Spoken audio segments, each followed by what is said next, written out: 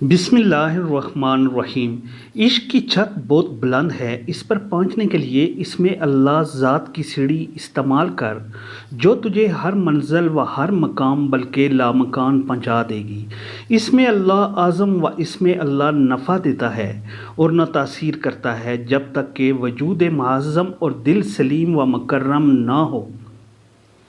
तसव्वुर इसमें अल्लाह ज़ात साहिब तसव्वुर के क़ल्ब व क़ालिब को इस तरह ज़िंदा करता है जिस तरह के बारान रहमत खुश्क घास व खुश्क ज़मीन को ज़िंदा करती है और ज़मीन से सब्ज़ा उगाता है।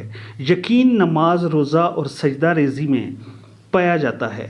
नफ्स जब इस मकाम नूर पर पहुंचता है, सद शुक्र बजा लाता है, तरह तरह की नेमतें और खाने खाता है, शीरीन दूध और शहद पीता है और तन पर अतलस का ज़रीन लिबास पहनता है।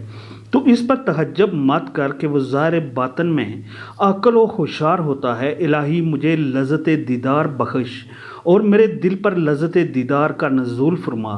तुझे जो कुछ चाहिए इसमें अल्लाह ज़ात से हासिल कर। सिर्फ इसमें ज़ात ही ने आखिर तक तेरा साथ निभाया है। जब इसमें अल्लाह ज़ात तालब अल्लाह के वजूद में तासीर करता है तो इस पर रंग मार्फत चढ़ता है और वो मर्तबा कमाल पर पहुंच जाता है। इसके वजूद से दूरी मिट जाती है और वो अपनी मुराद पा लेता है। अपने दिल को नजासत ख़तरात से पाक कर ले ताकि तुझे वदत हक मिल जाए।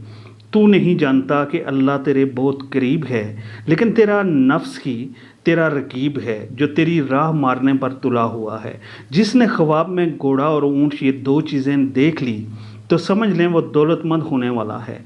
इलाही, तू किस को आजज़ करके दर बदर का सवाली ना बना कि तेरा वसाल माले वज़र से कहीं बेहतर है।